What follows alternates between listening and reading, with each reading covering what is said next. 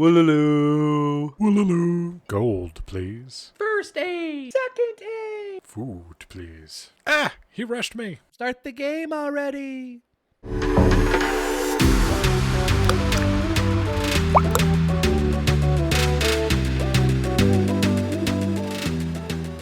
Greetings, fellow Earthling and any future beings. You have arrived at This Week I'm Learning, the podcast where our group of friends and sometime guests bring you fresh data drops of what rabbit holes we've fallen down through the week. This is episode 70, recorded December 6th, 2021, and as this episode is a multiple of 10, we're doing a discussion episode this week. I am your host, Brandon Vader, also known as Captain Dracanus. Down below me, multiple of 5? Yes. We've also done it on topics. sevens before, okay. so it doesn't matter. This is our podcast, whatever. and we're just letting it fly. It's a discussion episode this week because we have deemed it such. Yeah, exactly. His reasons. Down below me. We're going to get to the point of reasons. Yeah. Reasons. Down below me, Cody Stratman, also known as Psychonitrous. Down in the corner, we have Colton Roper, also known as Secret 4761. And next to me, and standing in front of what appears to be lots of John Deere tractors, because that's where he lives, It's is actually only Charlie 3 of them. Stifler. It's only 3 of them. Yeah, but that's They just still a have lot. 3 That's a wheels on lot of each tires. side. Yeah. Yeah. It's all Charlie about weight Stifler. distribution. Also known as Mjolnir. And Spelled wrong, so I always get it right. Yep. How's everyone doing today? Pretty good. Fantastic. Doing well. Pretty good. Good. Yeah. Only a slight anxiety because the world's falling apart, but other than that, it's pretty good. I mean, it's like the cosmic background radiation for me. It's just always there now. Has anyone seen the South Park post-COVID episode? No, but I want to. I've heard it's pretty interesting telling of what's going on. It will twist you up a little bit. Great. It gave me a little bit of sense of dread after watching that, of going, oh my God, this is kind of where we're headed, and I don't like that. The highest form of art, South Park. At least from a political commentary standpoint, it's actually really good at that. Yeah, it is. But anyway, yeah. In case the 3 of us that actually have relevant backgrounds aren't hints enough, this is going to be a discussion about right to repair. Right to repair. And I'm just in Phuket, so, He has to show off that He has to flex. It's fine. Yeah. that Go fuck he's in his yourself. 30s and doesn't have to work for at least the next 10 years. I do crypto. Well, Hey, Yeah, Point so in other stand. words, next 20 years. or longer. Never. He'll never Or have to maybe work 3 again. weeks, depending on the market. You know? Yeah, maybe. Who knows? Who knows? That's going to We'll be see. a discussion topic one of these days.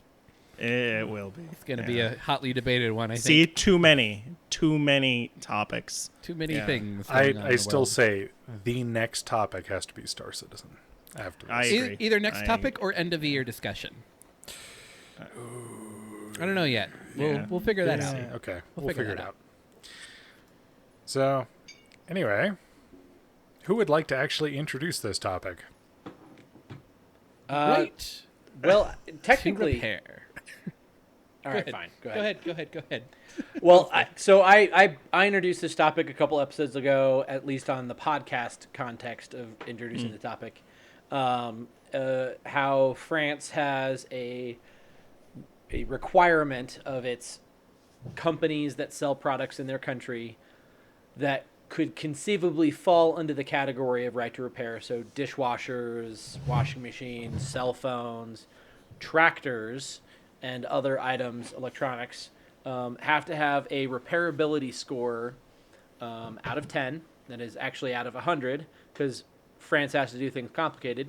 And it basically has to do with how available the parts are, how available the schematics are, and how hard it is actually to do the repair. And so that is kind of the most aggressive of all of the countries to go towards right to repair. And in the United States, we are quite antithetical to that. At least our government Yeah. seems to be running at the speed of slow on that kind of thing. So currently in the United States, there are 16 states that have passed some sort of legislation, or it has been introduced at least. And I'll be honest, these states are awfully red.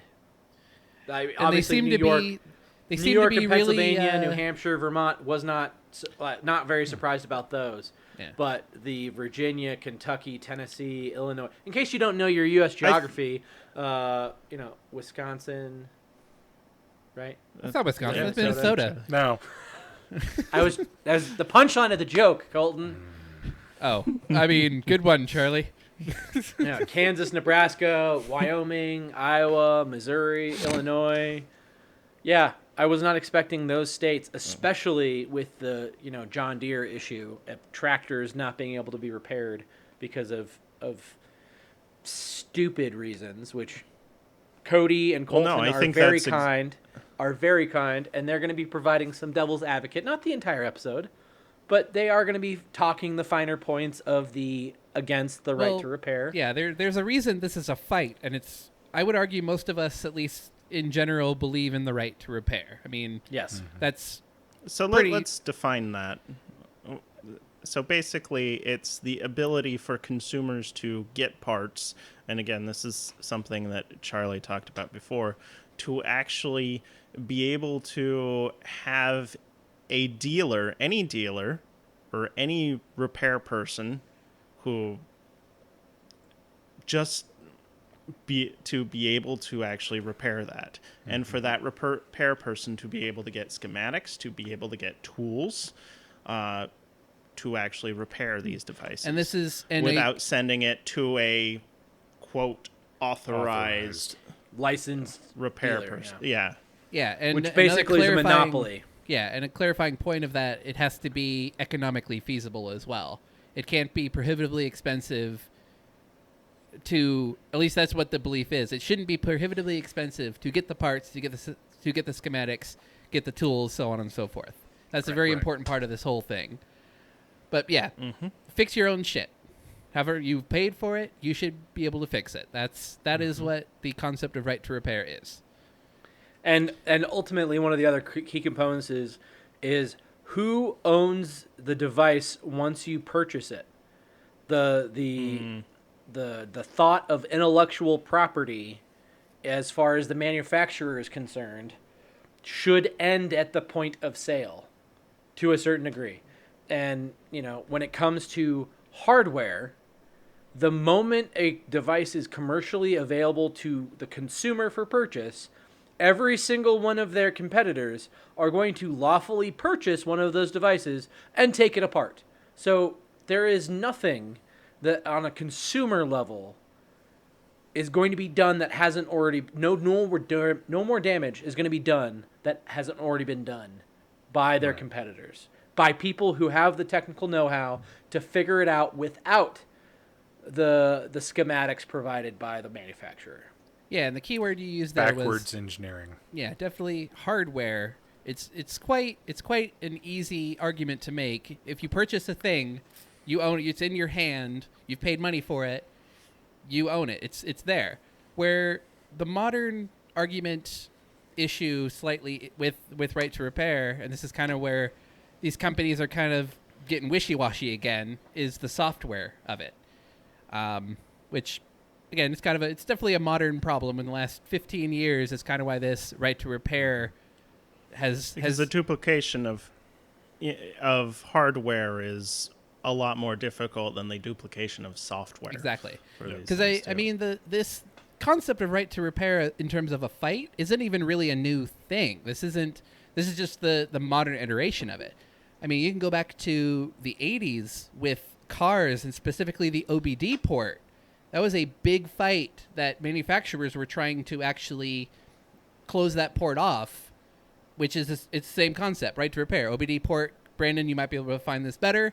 Basically, you can plug in a device into your vehicle and get basic and even complex information, diagnostics and telemetrics information on your vehicle. Am I correct, or am I... It's basically a communications and port standard to access the onboard computer, which can then give you diagnostics information, can also modify or flash the software and firmware that your car runs on to modify things like port mappings and fuel flows for improved performance or improved economics. Right. So it's not all that different because it is still more of a software argument, but it was decided freaking 40 years ago at this point. So it's interesting how it's become an issue again. And Charlie obviously kind of mentioned with his background, John Deere and the farming industry, kind of back with my topic last week as well with robotic farming and everything. That's kind of I don't want to say the impetus, but that's kind of the base level, the deepest part of this right to repair. And that's kind of which is why those states don't surprise me. Yeah, it makes sense that the Midwest states, which tend to be obviously farming states, Agricultural, yeah, they believe that you purchase a tractor, you should be able to fix your goddamn tractor. So, right. And the thing that is interesting in this situation is, once you've purchased your tractor, you may not own it yet. It might be financed directly through the manufacturer. And if you're anything like modern farming, those vehicles are millions of dollars. And so the financing could be 5 or 10 years at the point of which replacement is actually the most feasible component. So as long as there's a clause that if you don't own the vehicle 100% due to the nature that you're leasing or paying the loan directly to John Deere, that they would have the ability to manipulate what you're allowed and what you're not allowed to do with the vehicle. That's where the right to repair is going to falter a lot, I think, from a legislative standpoint, is that if they're entering a contract in order to loan or to issue you a loan for the vehicle, then that might bypass many of the litigious ways of controlling these gigantic corporations. So even at the end of the day, with these states that have introduced legislation, they may still be the ones most affected by a absence of the right to repair because of those contracts. It's interesting because even with when you get into this, it's like your personal vehicle you can still modify to an extent even if you have a loan on it. I wonder if this is where having a lease you versus have a loan, having a loan might. But 95% of auto loans are not direct to the dealer. Or the manufacturer, rather. Yes, that's they're through a it's dealer or a bank. And part two of that is you're talking a $30,000 loan versus $1 million loan. These are different levels of Yeah. So there's definitely some more things here. And I mean, to a certain degree. I apologize if you guys are hearing the bell in the background. I am in a hotel and getting food delivered. Oh, you're fine, and we didn't hear it.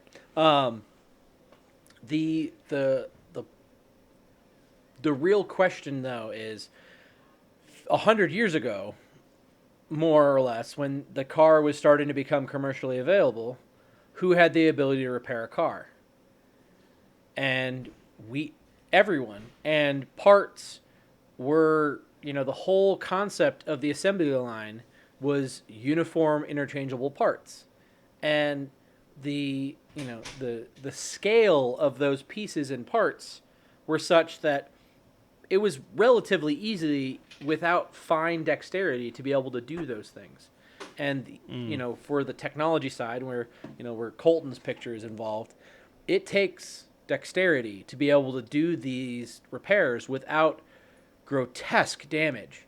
One of my best friends, Alan, runs a repair company for phones, and he has recently given up on Apple devices for at least the middle term because they are not quite booby-trapped, but they're close. They're real damn close to booby-trapped for repair. Types of screws.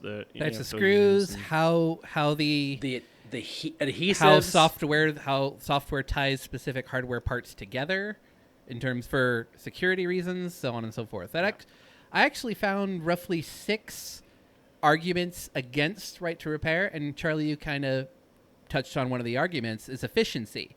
With modern tech products, specifically tech, but even vehicles. I mean, with electric cars, it's going to be more difficult just by the nature of how they're built. Not for any necessary the tolerances. Yeah, not necessarily any nefarious reasons. It's just the very nature of the product itself is more Although streamlined. Apple doesn't help their case. Yeah, with and that's with some of the things that they're doing. Yeah, but that's kind of the big one of the. And I also, would argue a decent argument is efficiency. If the and customer waterproofing. If customers want certain things, at least their overall market wants certain things, then to actually provide that, at least with the manufacturing level we have now, there are some sacrifices that have to be made. It's hence why the cell phone, you used to be able to replace you drop your phone, the battery falls out, you pop it right back in, it works. Versus now, if you wanted a waterproof experience to a certain rating, then you have to make it all unibody, so on and so forth. You have to and not seal it have the tighter. Samsung Galaxy S5, which had the removable battery, but also an IP rating. Yeah. And I agree with what you're saying. And to touch on that, to go also, sorry, I'm tying another reason in with your reason too. I got and 6 the of other them, baby. reason, and this is something that Charlie touched on as well with the Apple products, is the tolerances. And if somebody messes something up on the phone and you cause an overheating issue, these things with the lithium-ion batteries in them are little bombs. And so you then take this on an airplane and you have, what was it, the Note 7 incident where the notes were the notes they're blowing up on planes, exploding on airplanes. And that, to me, and this isn't necessarily a devil's advocate, that to me is probably the only truly legit argument these companies have. Because, I mean, think of like a Tesla, their automatic driver thing, which isn't really automatic, but if you're able to mess with the software of that auto drive system, you could potentially hurt yourself or other people, destroy products, destroy property. And it might not be immediately testable. It might be, especially when you get into the software side of things, the testing for issues may not reveal the issue itself immediately. It might be something that's a bunch of if-then statements.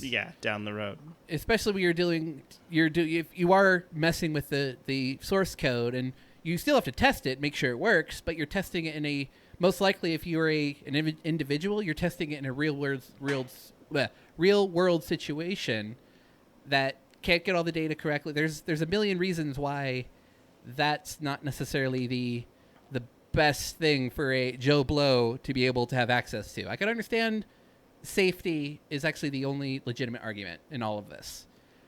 But a counterpoint, and actually the U.S. government, specifically the FTC, I'm playing devil's advocate to devil's advocate. That's funny. But some guy at the Tech Pirate named Colton wrote an article about this, ironically. But the FTC is actually, their kind of argument to that is like, people have been, it goes back to the car industry. People have been working on vehicles for 120 years at this point. They're 2-ton machines that can go 100 miles an hour, and yet... that are run on a flammable liquid. That are combustible engines. And batteries aren't necessarily safe either.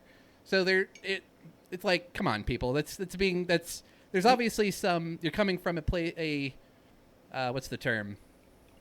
Whatever, not a dark place. I'll think of the term later. But it's an argument that these tech companies are making that's a bit disingenuous, in at least according to the FTC, and that's why this right to repair thing is still moving forward to legislation, whether it's positive or negative, who knows. Well, and that's kind of part of the whole thing, is that it should come down to the end user to decide, is this something that I can take on? Is this something I can repair? Or is this something I need to take to a repair shop? And is this a repair shop that I trust that is going to do a good job? Because even just here in Gunnison, I can, somebody comes to me and says, hey, I've got this issue with my vehicle. Where should I take it? There will be shops that are more specialized for that kind of problem versus a different kind of problem. There are good shops, there are bad shops. And that's part of being your own advocate as a user, as a consumer, is doing a little bit of research on the product you buy first and foremost. Is it repairable? Can you get a warranty or do something to mitigate costs of, sending it into a first party repair shop and paying thousands? And then, once you have an issue, doing your own research or, even engaging with your community and going, hey, where should I take this? Where should it go? There has to be some intelligence on the part of the consumer. And that is why legislation like what France is doing, like Charlie said, it's getting information to the consumer is only going to help the consumer in that. If there's a quick, easy way to say, hey, that's a D- repairability score, I'm not even going to look at that. If a company wants to compete, which ironically is another reason that these companies are against it, because they believe it will stifle innovation. Yep. Which I'm kind of like, even as devil advocate, I can't necessarily agree with that on some level, because they'll be forced to innovate based on the fact that consumers want repairability, but they still want these other things. I'm sure it can be done. At least there's probably a healthy compromise somewhere in there. And just because you have the right to repair does not mean you want to. I'm thinking of people that lease expensive cars. The only place that you're allowed to get service on that leased vehicle is from the dealer or dealership entity that you lease that vehicle from. That's the only place that's allowed to touch that vehicle. Some people like a curated experience, and if that's what they want, that's what they can buy. But the score and the ability to choose without a contract matters. That's all what we're asking for. We're not making it so, if I don't want Apple Care, if I don't want to pay for Apple Care, I don't have to worry about, my daughter just played the marimba with my cell phone. Right. It's like a xylophone, but a lower tone and get out more. Yeah, I didn't know what that was either. So Uncultured swine. Yeah. Another thing that companies are kind of claiming, and it's not really exactly their fault, but I understand their argument. The way manufacturing is done today versus even 25, 30 years ago, when you manufacture a product, the big thing is the big buzzword, if you will, is just-in-time manufacturing, which is basically where... Yeah, but we've seen where... I know, but this is just... define this is it just, first. Yeah, but this is their argument again. They're... Basically, if you're making a phone, you, instead of storing 3,000 extra screens or whatever, you order the exact amount of screens you need for the amount of product you're going to make, and you time it so all these different components show up at the same time. And in terms of efficiency and pure capitalism, that is an arguably better way to do manufacturing if your only goal is to get a certain amount of products done in the most efficient way. All things other considered, just purely based on efficiency, that is the best way. And if you're asking a company to store parts, to do all that, they don't. I mean, with the way the world is, they're gonna have to get warehouse space, which costs money. They're gonna have to man the warehouse, which costs money. And again, I don't care, because we're talking companies that are $1 trillion companies, so fuck them. But it's still a cost that our current system isn't really set up for. Yeah. Well, and one interesting thing that reminds me of is when Pontiac stopped making, when GM killed off the Pontiac line. There was a lot of worry from people who had, in the last 1, 2, or 3 years, bought a Pontiac car. There was a lot of worry and concern that, hey, now that Pontiac's going away, is parts availability going to go away? Are we going to be able to get parts? Are we going to be able to get service on these vehicles that we just bought, still have a loan on? And the GM was forced to continue making replacement parts for all of those vehicles, I believe, for 7 years. I could be wrong on that number, but there was a certain amount of years that they had to manufacture and distribute. You can take the mask off replacement now. supplies. I promise we won't get COVID from you, Cody. And thank you for being responsible when you open a door. Mask Yes. up, kids. Be a goddamn adult. No, it's just normal here. Yeah. Yeah. I wonder what that's And like. we But won't whatever. get into that on That's this a whole- episode. That's a whole nother fucking Yeah. thing. That's part of my And- anxiety. And I appreciate the just-in-time manufacturing scale, except for they are at the same time stocking their stores and their licensed dealers with spare parts. So, Yeah, and we've seen Yeah, how and- just in time isn't working. Yeah, and our right current now. our current Yeah. economic state. Try is, getting a PlayStation 5 in the US. a chip in Yeah. general, Or an anything. Xbox Series It's X. Gotta love inflation. Thank you, just in time capitalism. But anyways, yeah, it is just fine it is here. just a cost that is What that was the company does have to account for. What was that, Cody?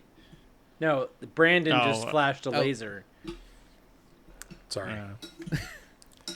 You flashed us? Why'd you I'm- flash us? Sitting here messing with... Your infrared thermometer. Yep. For our audio listeners that have no idea what the fuck you're showing us. Yeah. I was... Fidgeting is okay. Yeah. I just need to find a better fidget toy this episode. It's fine. Yeah, I really don't. I think the supply argument is probably the weakest argument easily. out of all of these. Especially But- when it's an opportunity for them to make another fucking dime. That's yeah. something that frustrates Yeah. me.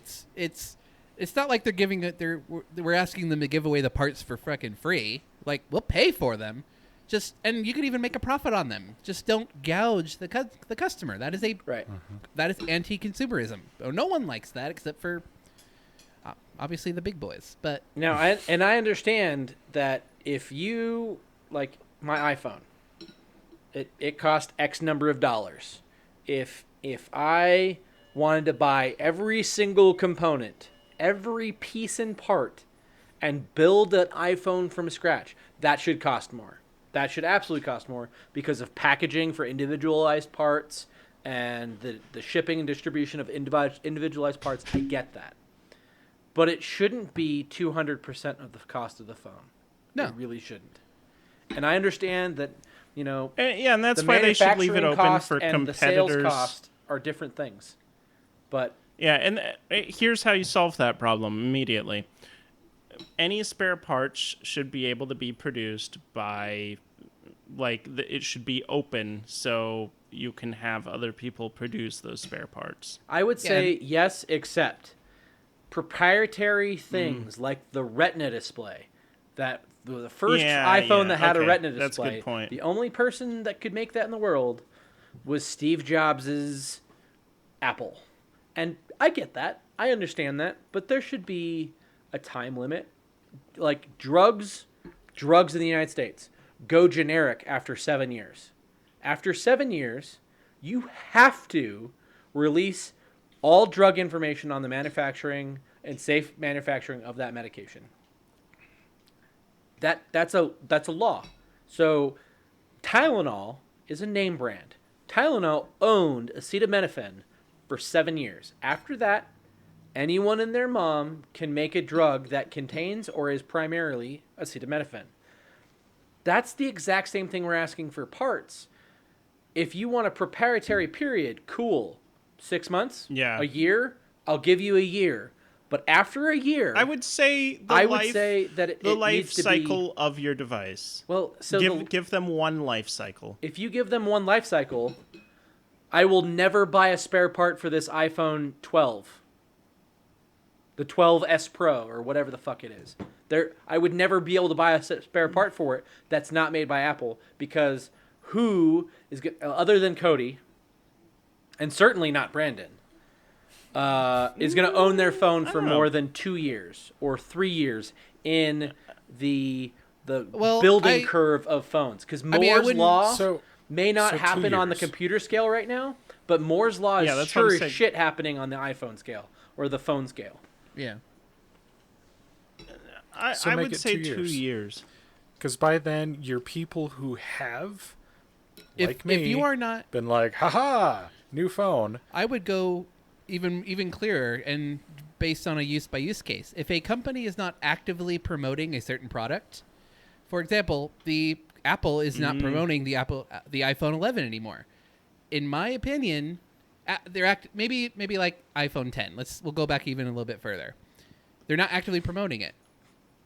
Then but you can still get them at, I guess I wouldn't call them shit tier, like phone services, but lower tier MBK. You can get it at freaking Metro Wireless here. Like it's a lower tier of provider, but you can still get and with the way a 2-year-old phone is compared to what a 2-year-old phone was 10 years ago, it's not a huge drop off in performance, but there's still a demand for it, but the Apple is not actively promoting that product anymore. So I kind of wonder if it's more of and I know you can't do this because the laws in general are too archaic to deal with the speed of technology advancement. But if you do it more as in a case-by-case basis, it can at least, there might be a little bit, the issue that go ahead. Sorry, go ahead. No, go ahead. The issue I see with that is the overhead for legislation when you're doing it on a case-by-case basis. Yeah, and it sucks because I am completely against one size fit all, but at some point the cost of the active legislation on this is going to skyrocket. There's a happy medium. I mean, 7 years for a phone might be a bit much. Oh God, no. But no, I think that's way too much. 3 years, 4 years, you could probably make that work. I would say 2. But it's already. But if you think about it, it's already. Sorry. We're talking about the third party thing. Yeah. Okay. I still say a year or two. Release it out. They can still make money on it. People will still, whatever. They'll still make money. That's the thing that's frustrating about all this. There are ways to do it. It's just the way our current system is set up and what consumers have been, I don't want to say brainwashed, but the way things have been done for so long, people don't think that there's another way it can be done. They're still going to make money, but they're not going to make near as much money. They won't make all the money. But it kind of brings me into this next point. It gives them it gives them an opportunity to sell their brand new thing again that people are going to want rather than repairing their old phone. Right. Which still allows them to successfully innovate, to successfully have that new device. Granted, yes, Charlie, you may not repair that device. Right. That you had anyway, but that's your choice in always wanting to upgrade to the most new phone. Right. But that's a choice that then the consumer has, and you still have the company maintaining their intellectual property for the cycle of that device. Right. Now, would I say it should expand over multiple cycles of that device where they maintain that? No. I would say within one reason. cycle of that device. Yeah. Fair enough. Well, so this is kind of brings into another. Again, I don't necessarily agree with this, but this is another argument against right to repair, specifically with third party parts. Because the general consumer isn't always the smartest, if they get a third party part and it ruins their product, on some level, people will if this becomes a big enough scandal, it will theoretically pull down the brand name of the original manufacturer.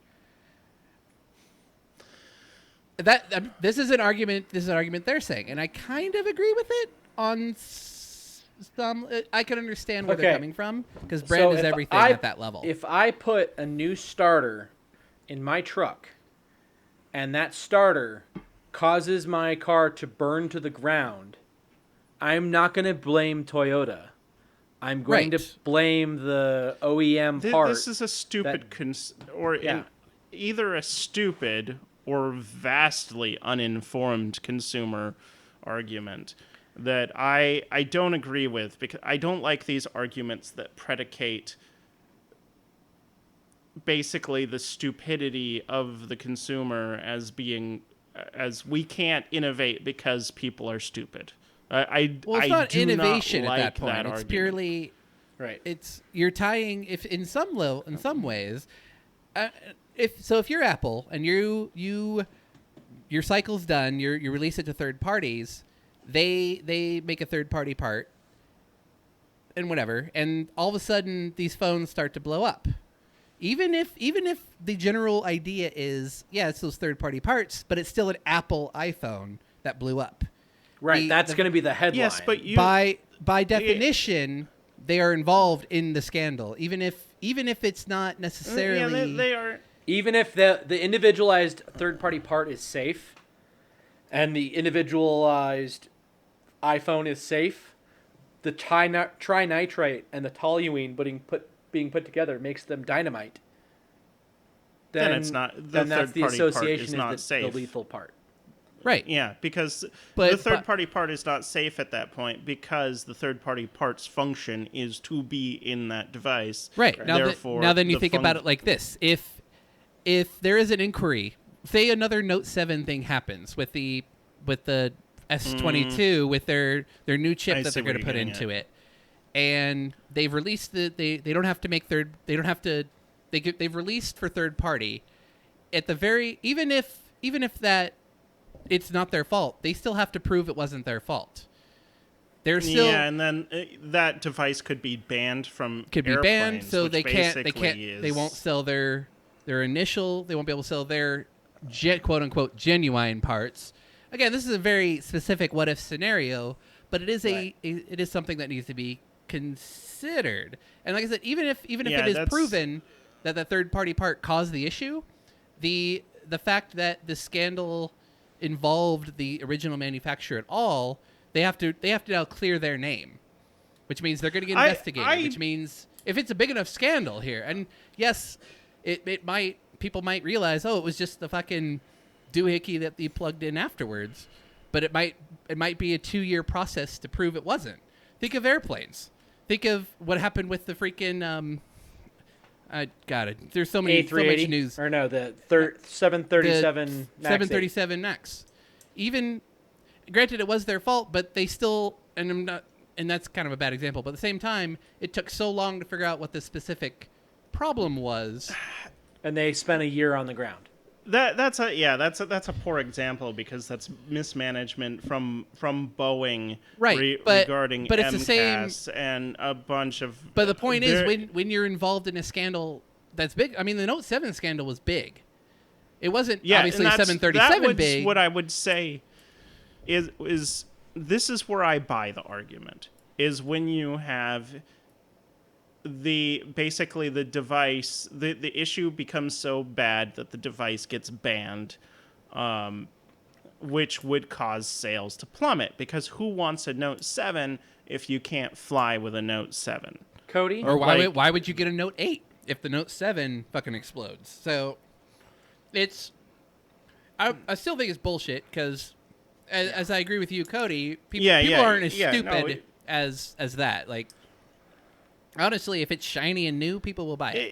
It's an interesting point, but in most cases of this, I don't buy the argument. It's still a concern. It's still a concern of the $1 trillion fucking companies we're dealing with here. Let's be real. The reason why the new iPhone every September flies off the shelves is a function of two things. People like new things. And the pain in the ass to get things fixed. So, you're gonna slog it through. If you break your iPhone in July, you're gonna tough it out, and you're gonna buy the brand new fucking phone in September like a good drone, and get the new thing. The reason why I still drive a 2007 Toyota FJ is not because I love new shiny things. I do, and if I could, I would buy a Tesla tomorrow. But I can get parts for it. I can repair anything wrong with it forever.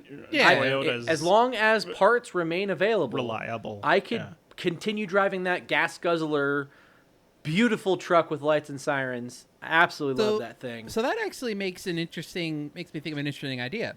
So would this be as big a deal as it is, at least from a phone perspective, if a new shiny iPhone or Samsung phone didn't cost $1,300, $1,500, $2,000? If it was still a $300 product or $150 product with older stuff, at what level Everyone would be upgrading. That. But I'm talking, you wouldn't be phone. dealing with that kind of thing. Not in the I don't first know. world. It depends on your budget. Fair point. Yeah, That's a good point. Very good point. This is where I can kind of speak to this from witnessing what people do in an environment where there are phones at all price points, where you can get a phone for $100 or sometimes even less, all the way up to the $1,500 iPhone or Xperia or whatever. It depends on people's budgets is the real answer to that, whether or not they're going to upgrade each year. Right. And it also, at least in this environment, it depends on features. So do it you also hold a depends company? on features. Good camera. Do you hold a company that makes $100 iPhones, $100 phones to the same standard as a company that makes $1,500 products? Do you? Because they both essentially do the exact same thing, and with technology kind of, I would argue, stagnating on the high end right now of smartphones, they're all coming closer, but there's still a lower end product. Do I compare Chromebooks to Alienware? And the answer is yes. As far as parts availability and serviceability after initial, absolutely. Here's the other problem with is it that going to increase the cost of that $100 phone? If it does, because a again, little bit. all of us have the ability. Now, it would be painful for us, but all of us have the ability to save and buy that next iPhone. Yeah, it's expensive to be poor. If we don't it's not buy just a financial spaceships, cost if for we you, don't Cody, and I appreciate that. You'd have to sell part of your soul. That little part that you've got left in your big toe, you'd have to sell that in order to get it. But you could do it. Yeah, I agree with you. Yeah. But what I'm saying is, for us, we can take the hit. Yeah. For somebody who is selling noodles on the street and the cost of their phone increases, they're going to keep, whether it's upgrading to the new phone that now has to accommodate repairability versus that. And again, I live in an area where if you want to repair something, the cost to repair something is ironically cheaper too. That's true. Because it is there's very somebody in a mall somewhere. It's very with prevalent there, which is tools. another concept of capitalism. There's more demand for repairability, so everything's, I don't know, it's interesting. Yeah, because time is not worth as Well, much. I here. mean, there's also the component of you are closer to the manufacturing, which is not to be undersold. That may have something to do with it. That's a good point. True. Yeah, Because if you have to parts ship from those China tiny are little screws readily that are in the available. corner right next to Brandon's or to Colton's head, those tiny little screws, if you have to ship those around the world, they're still expensive to ship those tiny little screws around the world because you have to ship them. Whereas if you just have to mail them down the street, it's not nearly Right. the It's in a global cost. market. It is definitely something that legislators are going to have to account for. If they do, who knows? And a company will have to account for. But I mean, in the end, oh, sorry, go ahead. No, go ahead and. Well, I was gonna change topic a little bit, but you can make your point first. Well, I was also going to change the topic a little bit too. So, Oh, all right. Well, then change Fuck your you. topic. all right, well, fine. One of the other big things with right to repair, and it does kind of tie into what we were talking about earlier, of like, oh, if it's a $150 device, we're just going to upgrade. Oh my God, we were changing it to the same subject, weren't we? Yeah. I love you, You Brandon. waste. Yep. You waste. Ah, Nice. soulmates. Yeah. Oh, Brandon, touch me. Shit, where are you? There you are. Yeah. Anyways. Sorry, that'll be extra. Pay extra for that.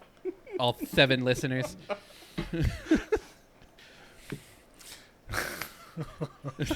But For our listeners, that was the sound of me slapping my head 3 times. Fuck.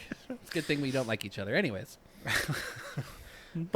yeah, I look at examples of cars, and what I worry about is my new car, my 2017 Chevy Volt, eventually is going to get to the point where it is going into salvage and Cost potentially prohibitive waste. repair. Exactly. It's going to get to a point where it just doesn't make sense to repair it anymore, versus the vehicle behind me in the picture, which is a 1970 Ford F600 that you could literally disassemble with 3 wrenches, a pair of pliers, and 2 screwdrivers.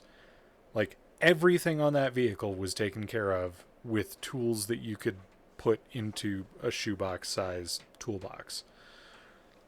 Parts guess are that's a still good highly point. available. And that's why, I mean, behind me around that vehicle is also other vintage vehicles, because this is at a car show. This is the car show here in Gunnison 3 years ago. Do you think we're ever going to get to a point where somebody goes, "Oh man, I've got a vintage phone"? I guess No. we already are there with that Nokia.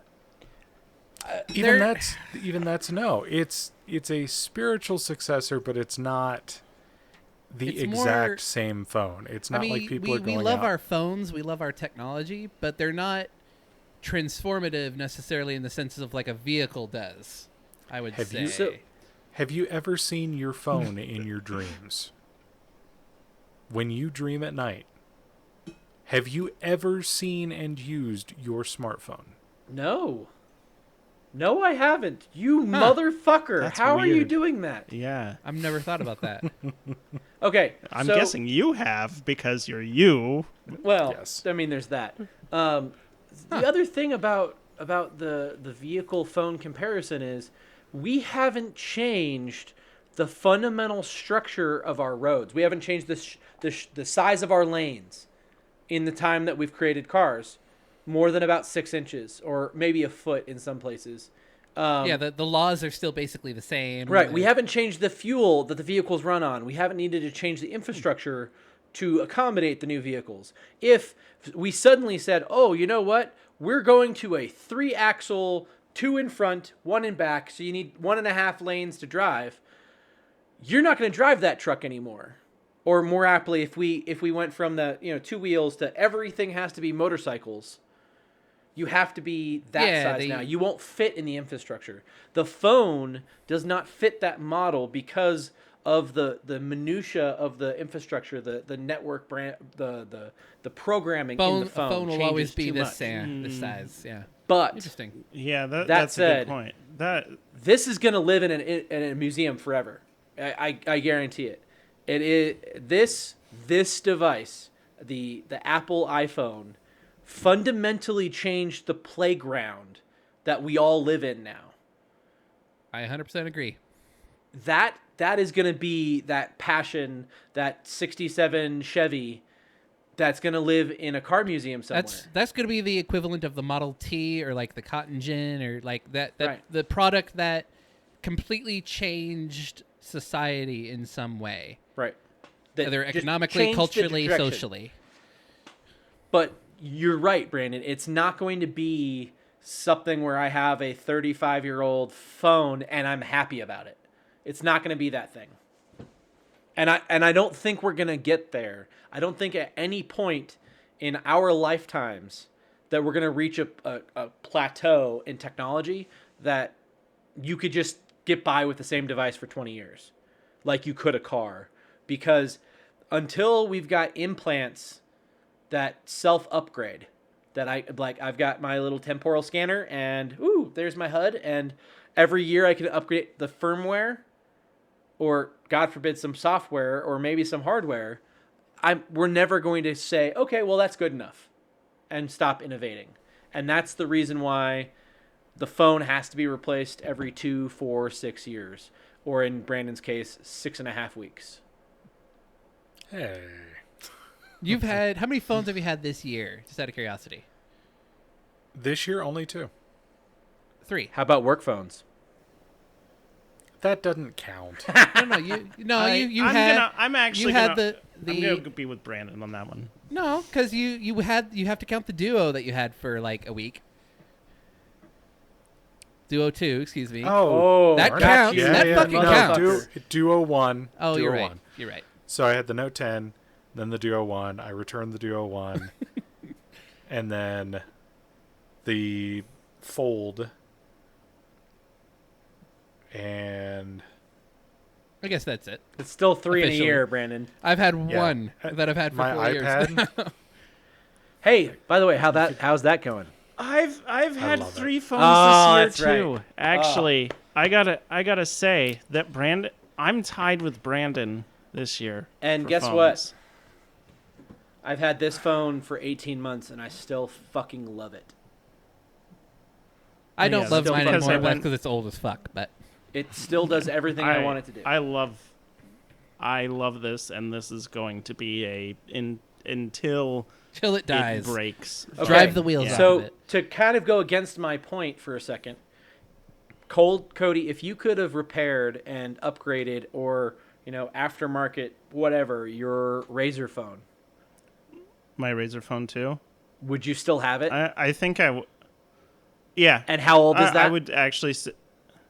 That was 2018, 2000. So Which is I mean, pretty old in already terms of on a the surface phone. level, we're still talking 3 years.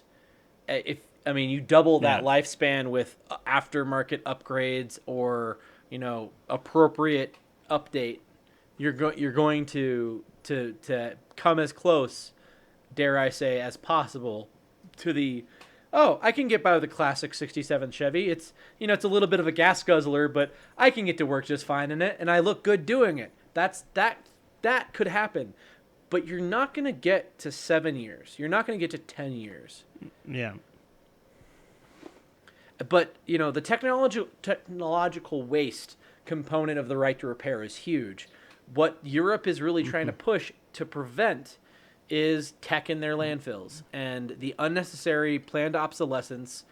We can't fix your phone anymore because, oh no, we don't make the parts. Oh, Yeah, I guess that's you a just have to bullshit buy our argument. When new you're- phone. In the order context to, of Yeah, the I'm end sorry, of your the world, service year is yeah, I don't. 1 year. It's a bullshit so, argument. Yeah. I mean, it's what is it? The 3 R's: reduce, reuse, recycle. I mean, add repair to that too. The 4 R's. The best way to do it is reduce. So if you're able to repair a product, Don't create the waste in the first the place. only reason you have to upgrade your phone is because your battery died and it can't hold a charge for more than an hour a day, and it's honestly a battery should be fucking replaceable. That's simple. Right. There are components in here. I would argue, yeah, that's a bit much. There's probably a healthy middle ground, but a battery, the screen, I'd say a charging port, you could probably repair pretty easily. Yep. Maybe even Yep. like camera module. If you do it right, you could probably even do camera modules as well. It's in the context of e-waste and stuff like that. It's the only thing Your processor. that gets a little bit more interesting. But at the same, Yeah. but there's still, even if you can replace 60% of this phone, if it's just broken and it works fine otherwise, you've reduced the amount of e-waste in the world. And if you do that on a scale of millions of phones, I mean, it's still a Oh, yeah. problem, but Everybody has it's at one. least a more manageable problem, and gives us time to figure out a better solution if that's what we need to do, and we'll see if we get there. But What are some of the other anti right to repairs that you guys haven't mentioned yet? I'm curious. I've gone. Colton's touched on all of mine. Really, that I had. mean, obviously, in there. And they were all electronics based. yeah, it's mostly electronics based. There's not really anything else. Car industry is big right now, just because they're switching to automatic electric Intellectual cars. property. Yeah, there's stuff like Yeah, that. intellectual property is a big reason.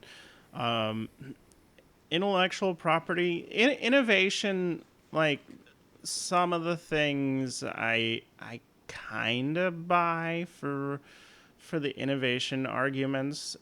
Again, I would say all of the arguments can be argued against. If the consumer wants a product, they will innovate to make money. If the goal is to make money, they'll make money. Yep.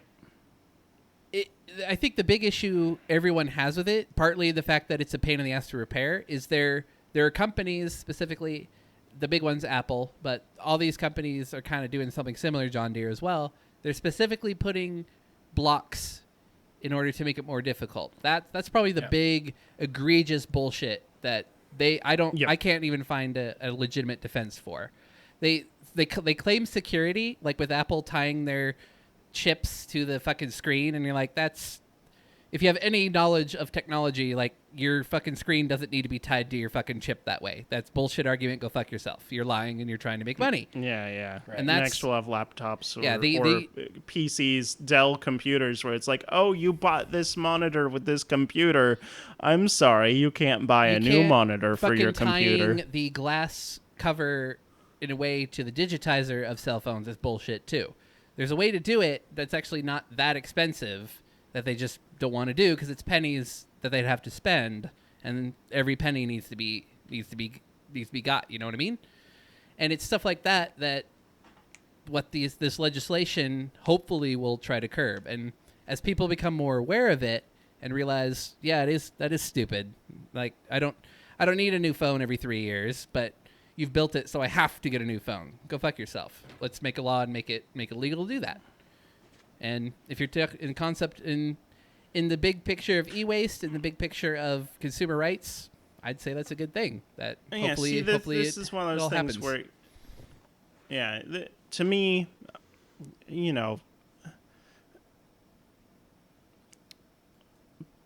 I am. I'll just say it. I am capitalist, but to me, this gives the individual more power, and that is extremely beneficial when it comes to this. For a waste argument, for this is my device that I own now, let me fix it. Or at least have the right to do it. That's huge. Yeah. It's hard from a consumer standpoint to legitimize these arguments that the anti-right to repair people are making, in my opinion. I'm sure if someone truly believed it, they could probably find a better reason, but and I think we all agree the positives outweigh any of the negatives, and it's only going to make everything better. If you've got farmers that are learning programming in order to be able to repair their John Deere tractor, like if you like, do you know what they're doing? Do you know what the John Deere guys are actually doing? They're using Ukrainian firmware. Yeah. They're using Ukrainian firmware to jailbreak their tractors in order to be able to repair them. Yeah, man. Fight the power. So if you've pushed a Nebraskan farmer to program Ukrainian firmware into their John Deere tractor, make it easier to fix. And you're on the wrong side of this argument. This is how far we've gone. In 100 years, when we are all in the climate wars fighting over whatever clean water is left, you're on the wrong side of history, John Deere. Fix your shit. Same with you, Apple. Same with you, all these other fucking companies. Fix your shit. It's not that hard. And let's. Do you guys have any closing statements to wrap this up? I've made mine. Fix your shit. And I would say mine is really, I said it. It's giving more rights to the individual to be able to say that you own this device. I can repair my own device. I have access to my own device. Exactly. I only think that my closing argument would be, instead of going through a lifetime or a life cycle of a device and being exclusive to manufacturing, whenever it is that you decide that you want to stop like making the parts for it and selling the parts for it, you have to make every single detail of that phone or device or machine completely available for third parties. So if you want I to, think that's fair. you know what? Yes. The retina is really important to us. We're going to continue manufacturing that retina so no one else can have it. Cool. That's fine. But you got to continue manufacturing it at a scale that allows the consumer to purchase it. And if you don't, which is fine, you have to make it completely available to any third party that wants to take up that parts market.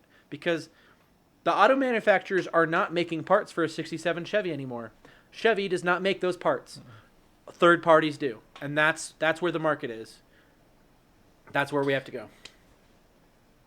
You Yep, can we still look buy at the auto industry. small block Chevy crate engines that are nearly identical to the original small block Chevy engine, because that's how much Chevy believes in their manufacturing process for that. And even if they're an evil corporation, I can't argue that in any way. That is good on you, Chevy. Good on. There are companies that believe in their product enough. Aren't evil corporation? I don't know about that, but the point is, the fact that it can be done, and there are companies that are doing it, proves that they all can do it. Yep. And Yep. yeah, My big thing is I really like the idea that France has. Even if you're not forcing the manufacturers through laws to make their equipment easier to repair, then at least give that information to the consumer. Up front. Yeah, that's a happy medium. You know, because then if- then the person who needs to buy the $100 phone Right. can do that And still. and if Apple wants to own a score of 1 for their repairability, let them own a score of 1. And if that's where they want to live, fine. But you best believe that someone else in the market is going to innovate and make sure, damn sure, that they've got a better score than that. it's already happening. All right. All right, Brandon, take us Cool. home. Where can we find everyone? Hey, look at that, boys. That's almost an hour. Yeah. And we're not done yet. I guess we can still talk for 45 minutes, but we'll see what True. happens. Colton, where can we find you? My name is Colton Roper. You can find me by on most socials by the name of Seeker4761. I stream pretty consistently on twitch.tv/Seeker4761. Halo pretty much has been the big one lately. Carrier So- Command 2. and I suppose Carrier Command 2 with yeah. these guys one of these days. We'll do it again, which is pretty fun. So, Yeah. yeah. We're going to get Charlie. good at that game Star eventually. Citizen? No, Maybe. maybe. But that's another discussion. I'm Charlie Stifler, also known as Milner, spelled wrong so I always get it right. You can find me on Twitch, YouTube, Snapchat, in an ambulance in the Denver metro area, occasionally Sunday, Monday, and Tuesdays. Here every week, and eventually, at some point, thetechpirate.net. Cody? I am Cody Stratman, also known as Cito Valder, roaming geek, striving to fail. You can find me in Phuket right now for the next week, trying to get my Bonvoy nights in. Terrible name for a program, but whatever. It's a rough life, Cody. It is. I think you'll live. Yeah. It is. Anyway, Colton, where can we find you? We I've already did. already Colton. said, but how about Brandon? Way to Circling pay back. attention Oh my there, buddy. God. Who's having the stroke now?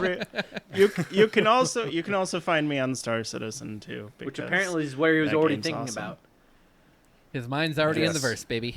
It's We already should there. bounty It's hunt a on- little bit after this. Yeah. Turrets. Tourette's? Anyway. Fuck. Anyways. Terrible. Shit! Yeah. And Brandon Vader, also known as Captain Drac or Captain Dracanis. I am trying to get all of those other accounts loving- unified to that. I like that name. I thoroughly love that name. But it's only an honorary title, kind of like Captain Crunch. I'm just Colonel saying, Sanders. he's got Admiral lapels, but he's only a captain, no I, T, or and no. It's because Crunch. That's his nickname. Because that's what happened when he was docking. Crunch. went Crunch. That's never a sound you I want to just hear call on him a Mr. ship. good. Crunch. You're good. I don't acknowledge You're him. good. And that's why You're he's good. captain. He's now. probably only a Lieutenant Not JG. Whatever, it's fine. Yeah. Yeah. So I'm trying to unify all of that, but you can find me on the techpirate.net. You can also find me on YouTube as the Tech Pirate. I am also going to try. Well, nah, I'm not going to do that. Anyway, you can also find me in front of that truck. Oh, what a Years ago. reveal. Oh, What a reveal. Nice reveal. Beautiful. Yeah, just in case anyone who was watching this was like, yeah, there's no way he owned that big monstrosity. Nope, I did. It was mine. I loved that thing. That's how he knows. Why did you get rid of it? I got rid of it because it was impractical.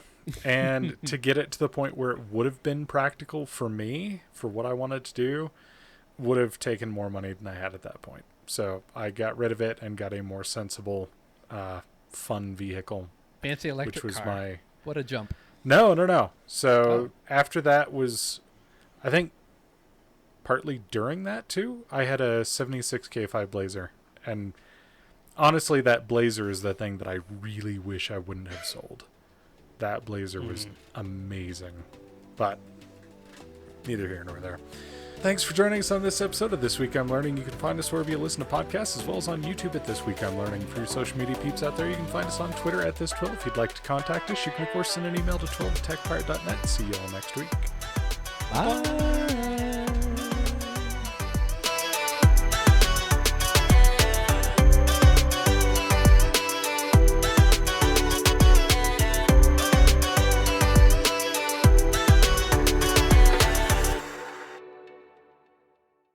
So I rented a scooter. I was thinking about you, Brandon, because I rented an electric scooter Beam around Brandon, you around made my Phuket, and I was thinking about your skateboard as I was riding the little scooter around. And then I realized as I was riding around how much that I wish I would just have a motorbike instead of the scooter, because the one issue is when you're on a scooter, you're riding on the road, the streets and stuff. There's two issues. I'll explain one in the picture behind me when it changes. But one of the issues is there are no mirrors on a scooter, so you have to constantly, do that all the Who's time. got time for that? But yeah, the other issue is very Thailand specific issue, and this is where having your let me show you. So you've seen a scooter before, you know roughly the size of the wheels on the scooter are that big, right? Okay, all right. Let me. No, it's like that big, but the width is about that wide. Oh, I wide. ride one of those to work You occasionally. have the contact patch of about your thumb. Mm-hmm. No. This is the problem. Oh, shit. That would do it.